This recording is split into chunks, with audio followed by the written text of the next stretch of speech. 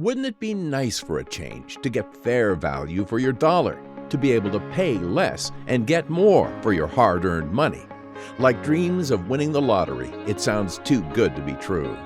But when you consider building a factory-built home, the dream of value for your housing dollar becomes a reality.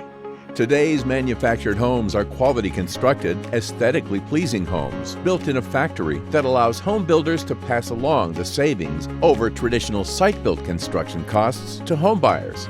And your investment in a factory-built home is protected.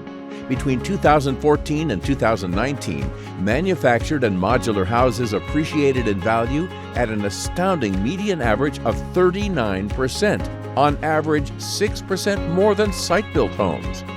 Not only do manufacture and modular homes appreciate in value, but they also cost substantially less than site-built homes.